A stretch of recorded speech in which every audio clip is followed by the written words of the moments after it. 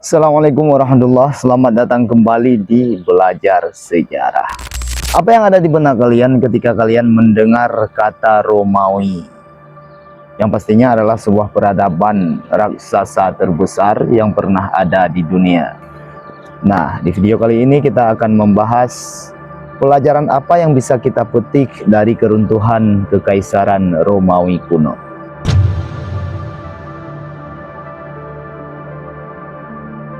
Sebagai salah satu peradaban paling berpengaruh dalam sejarah selama lebih dari 2000 tahun, Romawi terus mempengaruhi dunia modern. Alih-alih menjadi peradaban yang terlupakan, pengaruh politik dan budayanya masih dapat dirasakan hingga kini. Dari institusinya hingga pragmatismenya, kebangkitan Romawi menawarkan pelajaran bagi para pemimpin politik saat ini. Kekaisaran Romawi mengajarkan bagaimana memperkuat dan mempertahankan negara atau kerajaan. Selain itu, sikap puas diri dan akhirnya kehancuran Romawi kuno merupakan pengingat akan ketidakabadian kekaisaran manapun, terlepas dari seberapa hebatnya kekaisaran itu.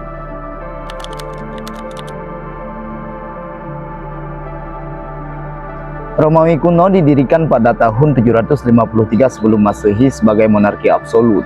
Meskipun memiliki lembaga pemerintahan lain seperti Senat, lembaga-lembaga tersebut kurang memiliki kekuasaan yang signifikan. Kemakmuran Romawi bergantung pada kompetensi raja tertentu. Hal ini kemudian berubah pada tahun 509 sebelum Masehi, ketika monarki dihapuskan dan digantikan oleh republik. Di masa republik, kekuasaan dibagi antara dua konsul yang dipilih setiap tahun, Senat dan Majelis Rakyat. Lembaga-lembaga ini memungkinkan Romawi untuk bertahan hidup selama hampir 500 tahun. Di saat yang sama, lembaga itu juga menyediakan mekanisme pengawasan dan keseimbangan yang diperlukan, terlepas dari kekuatan para pemimpinnya.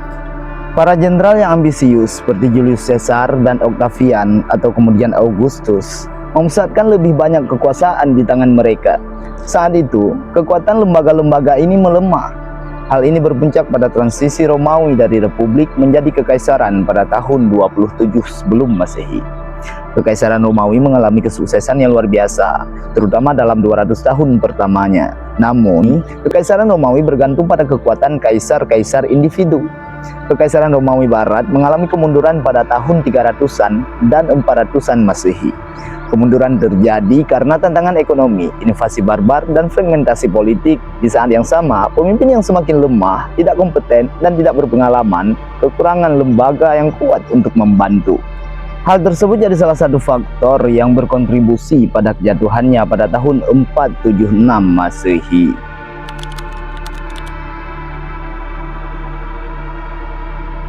Romawi kuno mengalami banyak bentuk dan literasi, dimulai sebagai monarki, bertransisi menjadi republik, dan kemudian berakhir sebagai kekaisaran. Perubahan-perubahan ini bukanlah kebetulan, sebaliknya, perubahan tersebut terjadi sebagai respon terhadap kebutuhan spesifik negara Romawi pada saat itu. Ketika Romawi membutuhkan lembaga yang kuat, Senat, Konsul, dan Majelis Rakyat memperoleh lebih banyak kekuasaan. Ketika perang saudara menggoyahkan republik, Romawi secara bertahap bertransisi menjadi sebuah kekaisaran. Kekaisaran itu berpusat pada pemerintahan kekaisaran dan bukan senat. Bisa dibilang, transisi terpenting terjadi ketika Romawi kuno terpecah menjadi kekaisaran timur dan barat pada tahun 395 Masehi. Pada titik ini, jangkauan teritorialnya terlalu luas untuk diperintah secara terpusat dari satu lokasi. Perpecahan ini terbukti krusial bagi keberhasilan jangka panjang Romawi kuno. Kekaisaran Barat mengalami kemunduran dan akhirnya berakhir pada tahun 475 Masehi. Namun, Kekaisaran Timur berkembang pesat selama 1000 tahun berikutnya. Kekaisaran Romawi akhirnya runtuh pada tahun 1453 Masehi dan digantikan oleh Kekaisaran Ottoman. Faktanya, Romawi tidak akan bertahan selama itu tanpa secara pragmatis mengubah susunan politik dan teritorialnya 1000 tahun sebelumnya.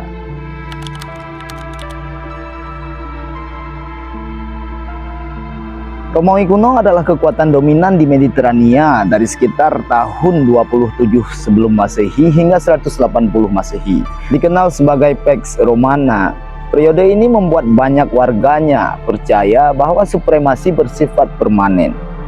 Kepercayaan tersebut memiliki konsekuensi buruk. Partisipasi militer dan sipil menurun.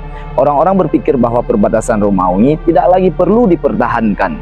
Gaya hidup yang terlalu dekaden juga menyebabkan banyak orang berputus asa dari ancaman nyata yang semakin eksistensial.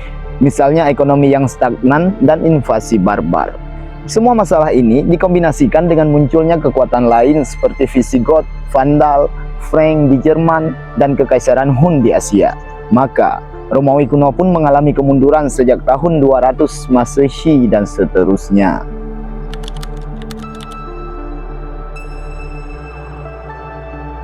Kisah barbar menjarah Romawi atau Ottoman yang mengepung Konstantinopel seringkali mewakili akhir Kekaisaran Romawi dalam imajinasi sejarah populer. Namun, peradaban jarang runtuh secara instan. Sebaliknya, peradaban umumnya runtuh karena faktor-faktor yang berlangsung selama beberapa dekade atau bahkan beberapa abad. Dalam kasus Romawi kuno, perluasan wilayah yang berlebihan, masalah ekonomi, dan rasa puas diri adalah beberapa contoh.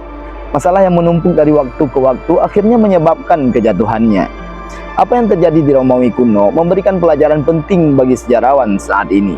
Alih-alih menganggap sebagai sesuatu yang akan diselesaikan di masa depan oleh orang lain, masyarakat seharusnya menanggapinya dengan serius. Perubahan iklim, polarisasi politik, dan kurangnya kepercayaan pada lembaga tampak seperti masalah yang terpisah dan terjadi selama beberapa dekade. Namun, masalah-masalah ini dapat memburuk dan bergabung menjadi ancaman eksistensial. Romawi kuno menunjukkan bahwa masyarakat kita kemungkinan besar tidak akan runtuh secara instan. Namun seiring waktu, kita harus secara proaktif melindunginya.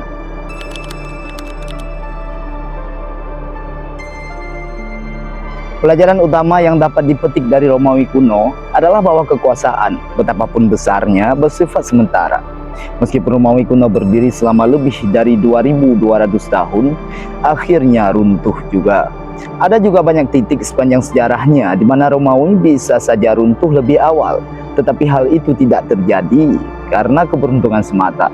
Hal ini penting untuk diingat ketika mempertimbangkan perkembangan geopolitik modern. Sekian untuk video kali ini. Jangan lupa dukung channel ini dengan cara subscribe, like, dan komen.